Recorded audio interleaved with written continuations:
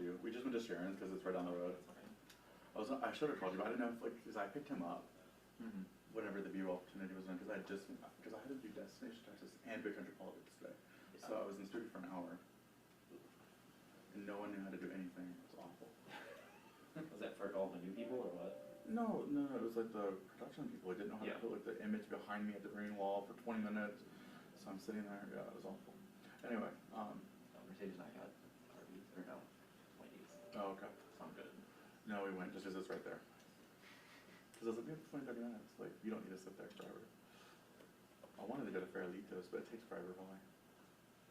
No, that's what I was like, okay, I gotta be right at the station pretty quick. And she was like, we could do Rosa's. You can only eat there on Tuesdays. Like, hello. Yeah. Like, I don't even know why they're open another day of the week. For You know, we tried to have a Spanish Business Council luncheon there on a Tuesday, and they won't host groups on Tuesdays. that doesn't surprise me at all.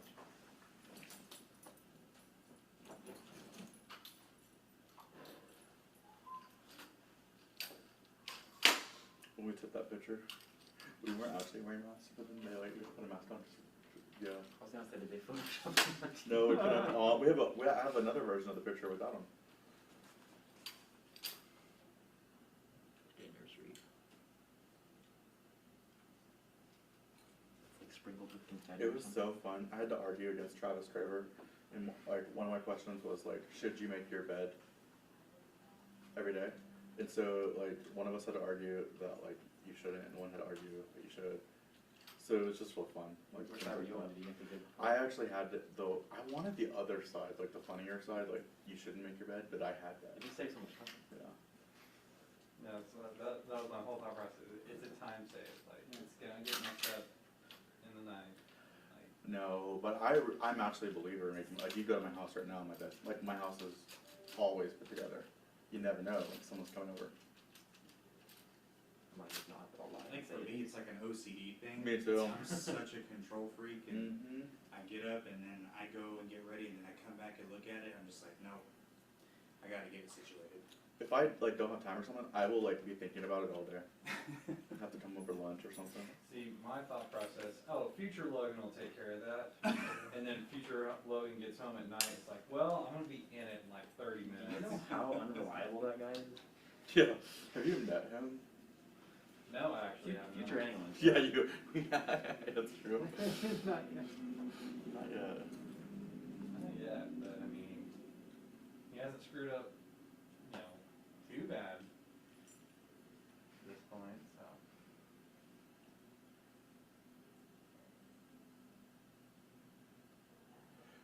So wasn't that the whole issue that we're talking about with the Rogue, is that it needs Freon? Yes. And so that's why Isaiah was like, it's broken, and I'm like, no, it needs Freon. Yeah, it's not broken. It needs. So we, Yeah. See, so But it's like you're If- dying in there and if a car doesn't have Freon, that means that there's a leak because it's a closed system. There's no way you don't use Freon. It's and what did I want you to do? you wanted me to put coolant in This the whole car. thing. I was like, here's my card, go buy the coolant. I mean, cool is in the word, so I guess that. I literally see thought they your were the logic. same thing. No. I was like, don't buy the What is coolant. for keeping cabin coolant? So like the windshield washer spot, if you could put some antifreeze in there. So who fills the Freon? Because don't you have to have a license No, or something? you can do it on your own. It just requires parts that I don't think we have. But like if there's Well, a leak, there's kits we that they just- make where you can like hook it into the lines. We just there. took it to Abilene and they said that they don't do it. It's so weird. Take it to Proctor. I'm not putting our car in the shop. Like, if if we got the tools, I could do it. I would want to do it, but I couldn't. No, I don't want you to mess it up even more. You start getting new cars, maybe. Not with the way I found the car the other day. What did you find? Which car? I mean, I found McDonald's, Sonic, like sausage biscuit. I found Dunkin' Donuts. I found the whole donut. What else did I find? What else was in there? You cleaned it out, didn't you? I think Isaiah did. Isaiah did. I was out somewhere. I wouldn't let anyone have the key. Victor's convinced it's because Friday Night Football. That was my thought. I didn't want to say it, but I was like, look, the cars have been doing pretty well until this last Friday, when all these new people that don't drive started driving, and now like there were definitely 2 cars that were like, But I wanna know who's eating all this. I was too busy on football Friday, bleeding in the car. Hey, tomorrow, I'm gonna actually need you to produce, Oh, yeah. but I think I'm gonna tell D-Rob to send you somewhere close. So I'm producing and then just going to a game Yeah, somewhere close, yeah. so Bob will be there, but, On K-Tab side? yeah, so Victor will do 4 and 5, anchor 4 and 5, and, so you'll help with that, and then you'll be able to leave at like 6, and then, I mean, Victor, or, Adam and Bob will finish the 6, and then we'll have to come and probably edit a few things and stuff like that. That's fine, yeah. So that's just, because Joni's off tomorrow, so. One less store to find for the day. Yeah, exactly. So I meant to say that. Yeah, without Raven, we just can't. And then you'll have to booth not FNL, KFX. KFX. Yeah. Okay. And then Brenna will do Yeah, the KR one that's good. till 11:55. That's fine. It's her week. Yeah, because they're alternating, and I'm doing every once in a while. Do you like football season? Nope. No? Well, I have it done it in a way now where I just literally have nothing to do with it, which is fine. Like it's just not my thing, you know. Except the pizzas. I do that. that is appreciated. Oh, yeah. Yeah, I do that, and It's because. I used to always go up there for all the shows and. Yeah. No, it's because of football Fridays that I like Little Caesars now. See. But y'all have it under control, and David, everyone really does. It's like, It's pretty much down It's to the science just- at this point. yeah, it's just not down to science.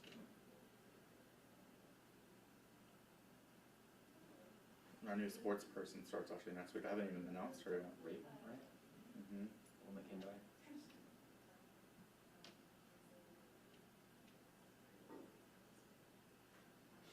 Nothing.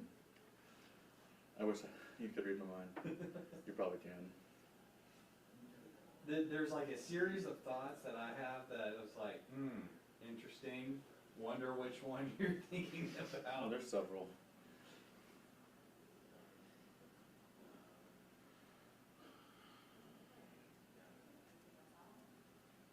He has a press conference in Midland at 3. So, I mean, they're gonna fly over there, literally. I mean, they're flying actually. No, but if they fly, they'll be there in like 30 minutes, probably. Yeah. Right? Probably the worst part of the trip is getting from here to the airport. Oh, it's only one outside of, that was much later. Probably. Road questions, do you think they're gonna fly out of the airport or fly out of Dallas? Airport. Last time he was here, he just did it at the airport, came in. What did you do that, cover that one? It wasn't. Or was it Corning? It was, yeah. It was Corner. He literally flew in. They set up a backdrop, right? No, we set up a backdrop in Abilene Aero. And we did it in their lobby. And then he just That's a left. pretty small lobby. Yeah, it was, they pushed the furniture out of the way, they just. I'm dead. But wouldn't you want the background of like the city or something? Or, Yeah. like, Like that to show that you're there. Anywhere. Like, we could have just done this via Zoom. We have voices.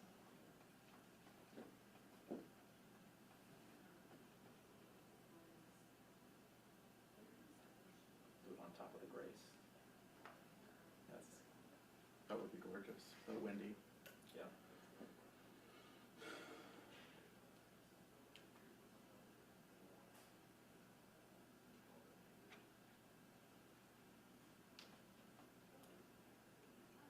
Do you think you're gonna use stick point, or you're gonna use that love, the lava one? I'm gonna put a lot on it though.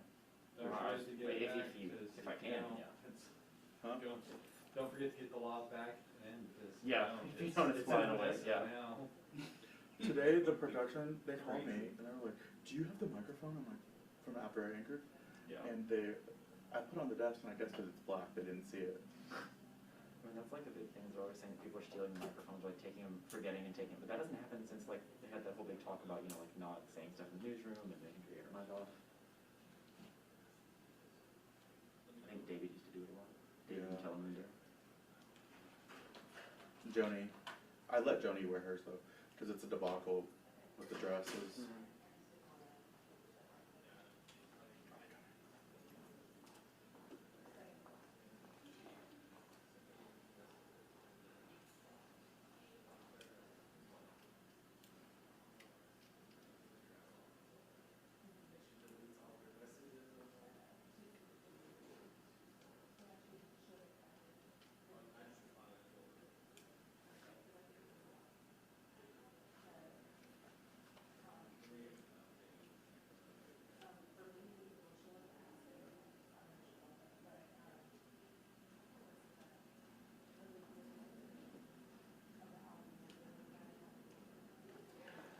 He's still just going strong, man. Imagine that, a senator that likes to talk. And the crowd seems to be loving him.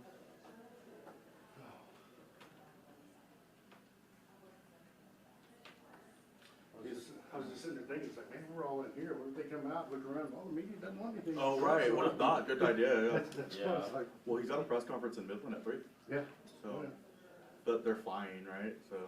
you would think.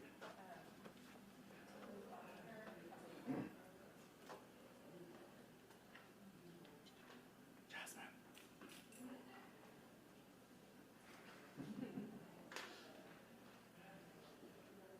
So how long have you been over at Fox? A little over a week and a half maybe. I was gonna ask when they moved into the Enterprise building, but I guess they've always been there for you. Yeah, I remember them being over there by the FedEx at one point, Yeah. and then after that, I thought they were gone So permanently. did we for a little while. And then I saw that San Angelo was consistently running Fox West Texas, and then one of the producers over there I'm friends with, she messaged me and asked if I would be interested, and I thought y'all were gone. Yeah. I was like, no, we have a few people here in Abilene that are still operating, so if you want it, I said, sure. So here I am. So what's the operation like over there? It's not bad. It's pretty, for me, it's kind of come as I go, and I mean, because I don't really have anyone monitoring anything I do, I just got to keep my ear to the ground, and Yeah. if something comes up, then I'm there, but for the most part, it's not bad. It's pretty laid back. They're pretty open to everything, anyone. No, I'd seen that spot for rent for so long, and then I just walked in one day going up to the top floor, and Fox West Texas is right there in the bottom floor area. Yeah, they have that. That's, I think, for mainly the sales department, if they're, trying to get advertising and stuff, but I'm on the 8th floor, and so I'm just up there pretty much by myself, looking for video and doing all that up there, so. So if the elevator goes out, it's just you and that camera. Pretty much, yeah. And I have to go live and just tell everyone what's going on over there. I think I'm on the same floor as the, what's his name, Jody Arrington? Oh, yeah? Yeah, I think he's on the same floor. He's like all the way down at the end of the hall. Exclusive. Yeah, I know, right? If anything ever happens, he's the first door I'm gonna go knock on. Jody?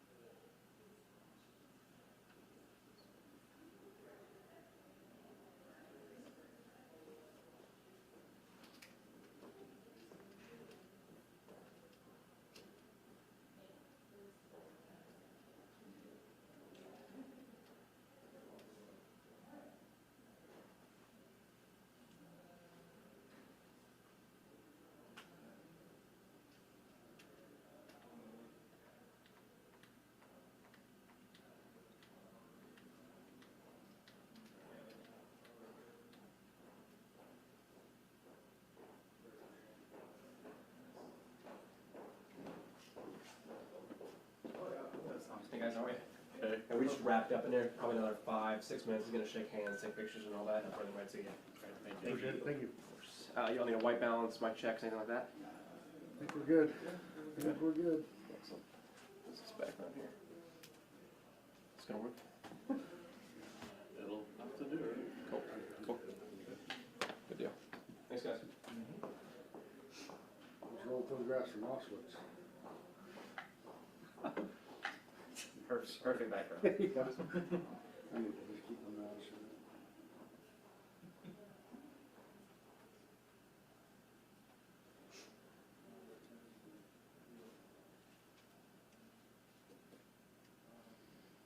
He's going into makeup. He's going into makeup.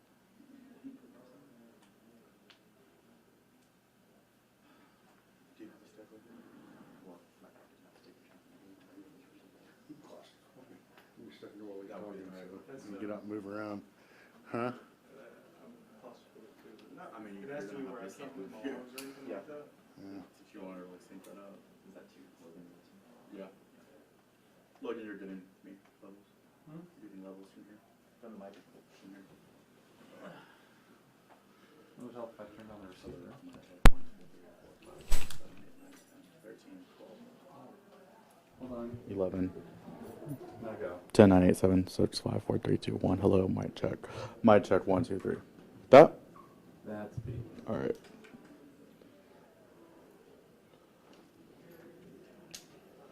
You can talk. Like, Hello. Can you hear me now? They're coming down the Yeah. hall. Okay. They're coming down the hall. Yeah. Well, they're realizing we're running late. Over here. Oh, I have to tell them. Oh, doing that way. That works. Oh. Hey, guys. Hello. how do you? Give you a minute to let me know when you're set up and ready to go. Maybe we'll get a mic. Sure. We are.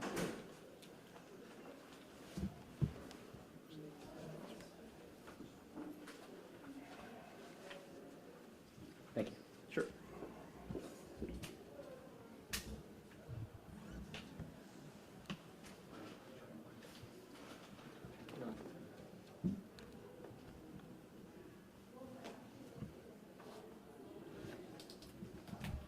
Everyone ready?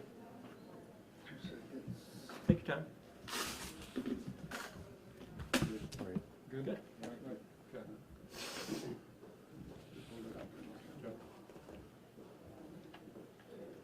Are we ready? I guess Senator, tell us how the meeting went and the future of Dyess. Sure. It's great to be back in Abilene. I just had a terrific lunch meeting with the Military Affairs Committee talking about Dyess, what an incredible jewel it is to the American military system, to the Air Force in particular, to the ability to project power to our bombing mission and our support mission, airlift and bombing. I am a champion for Dyess. And let me say, the community in Abilene does such a tremendous job of supporting the airmen at Dyess, supporting the base with love, with commitment, with resources, with support, and with advocacy. And in the 9 years I've been in the Senate, I have fought for Dyess regularly, particularly on the Senate Armed Services Committee, and fighting to ensure that the needs of Dyess and the needs of bases we have across the state of Texas are taken care of and are prioritized.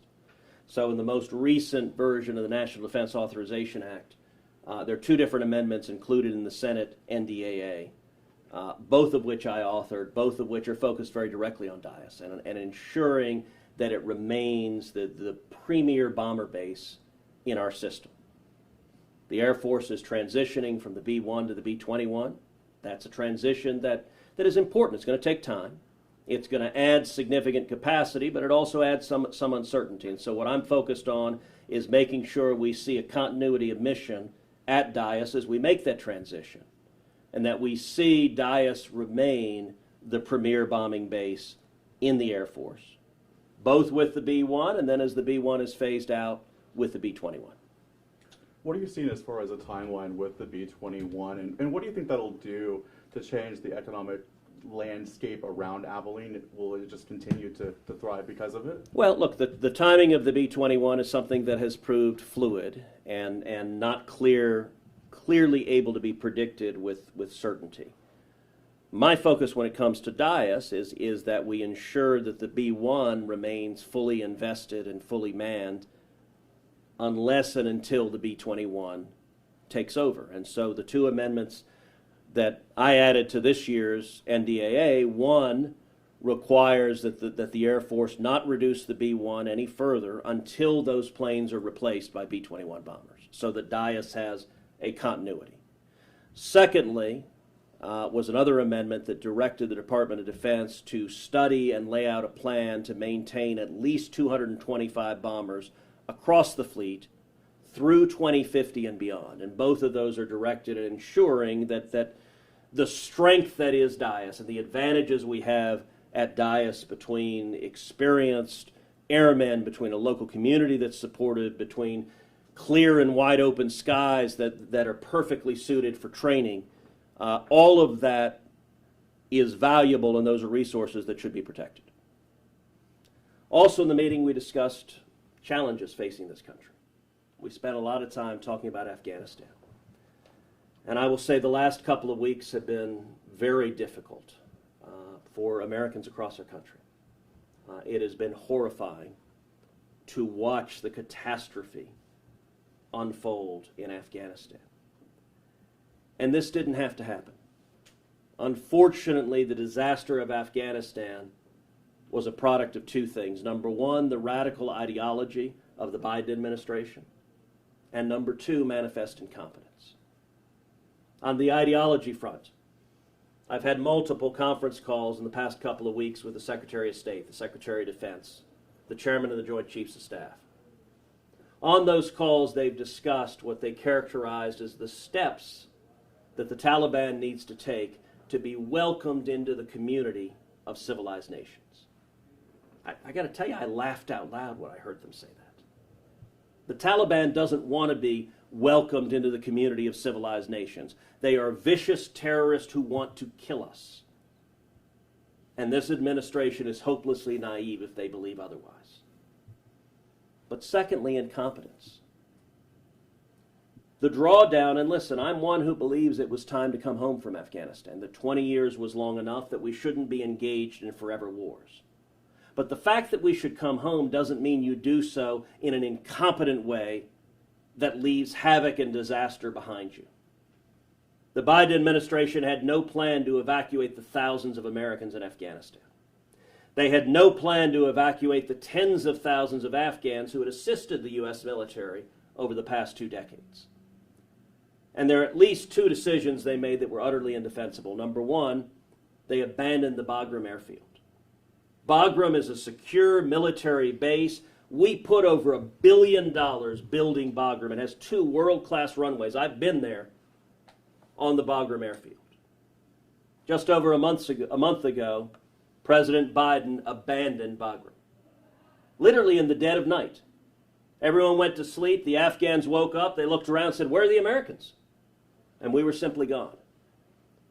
The Taliban has come in and taken over Bagram. And the consequence of surrendering Bagram to the Taliban was that when we were engaged in the evacuation, we were forced to go to the Kabul International Airport, a commercial airport in a dense urban environment, and in an urban environment that was controlled by the Taliban. It would have been much, much safer to evacuate the Americans and our allies from Bagram with 2 secure airstrips with a perimeter designed to withstand attacks, rather than forcing everyone to go to a dangerous environment at the Kabul airport.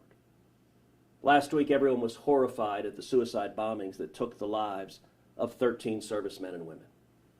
11 Marines, 1 soldier, 1 sailor. Those servicemen and women didn't have to die.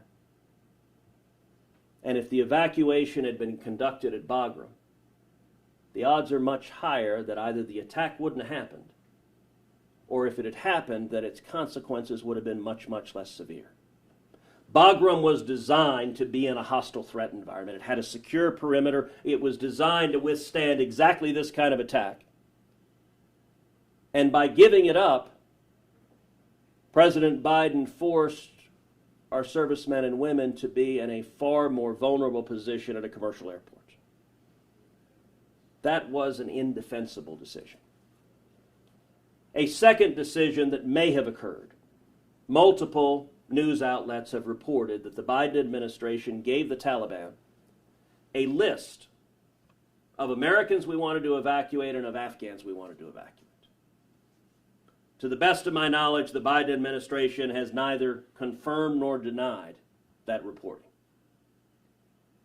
I hope it's not true. Because if it is true, it's an illustration of that ideological extremism and naivete. That if President Biden gave the Taliban a list of Americans, and even worse, a list of Afghans who we say were really helpful to us, it's hard to imagine that list being anything other than a kill list for the Taliban now to go down that list and target each and every name that was on that list. Several weeks ago, President Biden promised the American people, we will get the Americans out. Joe Biden broke that promise. Hundreds of Americans have been left behind. America doesn't leave Americans behind enemy lines. I believe we should have stayed. We should have devoted the forces and resources necessary to evacuate every single American who wanted to come home. And the consequences of Joe Biden's total surrender to the Taliban. Right now, the Taliban is flying their flag over the U.S. Embassy. They control the Bagram airfield. They're flying Black Hawk helicopters from the U.S. military. They're carrying American Army machine guns. They have night vision goggles from the U.S. military. This disaster will not only continue to cost American lives, but it emboldens our enemies. Every enemy of America is emboldened. Putin is emboldened. Xi is emboldened. The consequences of Joe Biden's disastrous failure in Afghanistan are that our enemies are far more likely to engage in military aggression. Tragically, I think the odds of communist China launching an amphibious assault on Taiwan have increased tenfold in the last couple of weeks. Because as Xi is watching what has happened in Afghanistan, the judgment Xi is no doubt making is that Joe Biden is not up to the task and will not do anything significant to prevent Chinese military aggression. That makes the lives of Americans far more vulnerable. That makes the world much more dangerous. We're going to get going, guys. Thank you. That's all the time we have. Or Congress or congressional hearings or anything coming up because of this? So I don't think there will be impeachment hearings in Congress because Nancy Pelosi and Chuck Schumer are entirely committed to protecting Joe Biden politically. And part of what was so frustrating about this disaster is it was driven entirely by politics. Biden wanted to give a speech on September 11th. And so he ordered the military, evacuate because of my political deadline, and the danger to Americans in Afghanistan didn't change that political deadline. The danger to our servicemen and women didn't change that political deadline. And Pelosi and Schumer are devoted politically to defending this administration. I do think we'll have hearings in Congress about the disaster in Afghanistan. I think it's impossible to avoid those hearings.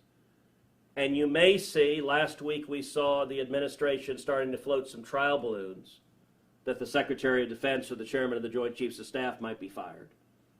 I think those trial balloons were largely directed at trying to insulate the political decision makers in the White House. Because it's the political decision makers in the White House who it appears were driving the train and who bear the ultimate responsibility. Let me say one other thing. My top priority in the Senate is jobs, security, and freedom. Jobs for the people of Texas, the number one priority of the men and women in Abilene and West Texas, across our state, is jobs. We want more jobs, we want higher wages, we want more opportunity. The way you get those jobs are through low taxes and low regulations, creating an environment where small businesses can prosper. So every day I'm fighting to defend jobs in West Texas. As for security, It's the government's responsibility to protect us from terrorists abroad, to protect us from violence here at home. The radical democratic agendas of open borders and abolishing the police are profoundly jeopardizing the safety of our families and communities. I just spent 2 days on a southern border tour, going up and down South Texas and seeing the utter chaos as we have the worst rate of illegal immigration in 21 years. We have an immigration crisis caused by Joe Biden, political decisions by Joe Biden, and there's an odd parallel between the disaster on our southern border and the disaster in Afghanistan. Both were caused by a combination of ideological extremism and manifest incompetence. On the southern border, Joe Biden and Kamala Harris have handed the agenda over to the open border radicals in their party. In just 7 months, we've seen over 1 million illegal immigrants crossing the border. We're on pace to have more than 2 million cross this year, the highest rate of illegal immigration in 21 years. Yesterday, at the Donna Tent facility, the Biden cages where thousands upon thousands of children are in cages, the rate of COVID positivity was 22%. That was yesterday. And the Biden administration continues releasing illegal immigrants who are COVID positive into Texas communities. This is a radical agenda that is jeopardizing our safety and security. And on our southern border, we have a national security crisis, we have a public health crisis, and we have a humanitarian crisis, as so many of these children, so many of these women are being physically abused and sexually abused by the human traffickers who are making billions of dollars because of Joe Biden's open border policies. All right, thank you. What about the planes that are coming into Abilene full from ICE with immigrants? Look, it is right now today, the Biden administration is the last mile in the human trafficking networks. And so if you go down to the Rio Grande Valley, I was in the Rio Grande Valley yesterday, you just see caravans of people. And by the way, they don't have to be apprehended. They go seek out the Border Patrol agent. And they come with a phone number, they come with a name, and they turn themselves in. And within days, the Biden administration puts them on a plane and flies them all over the country to Abilene or anywhere else. And one of the consequences to understand, there is total operational control of the border on the southern side. The cartels have 100% control of the border. Nobody crosses the border without paying the cartels. If you're in Mexico and you try to swim the Rio Grande, they'll kill you.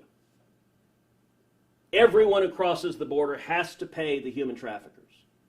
Traffickers charge anywhere from $3,000 a person to as much as $8,000 a person. One of the things we saw on this border tour was the traffickers are now putting colored wristbands around the illegal immigrants. The colors correspond to how much money they paid and how many more thousands of dollars they owe. And many of these people are then getting put in stash houses in cities all over the country where they're working to pay off their debt to the cartel. So they have to live at the stash house. The cartel then charges them for rent, charges them for food, charges them for electricity, charges them for everything, and it is indentured servitude, where they keep a ledger and the amount they owe keeps going up and up and up. We were told if an illegal immigrant has an ankle bracelet that ICE has given them, the cartels charge $30 for the scissors to cut the ankle bracelet off.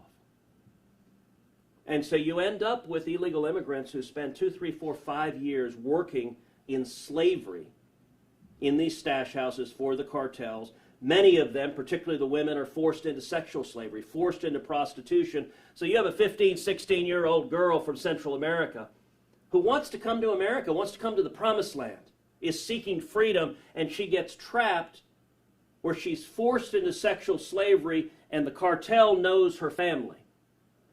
And so this 15-year-old girl is facing a choice: either accept my new life in forced prostitution for the cartels, or they'll kill my parents.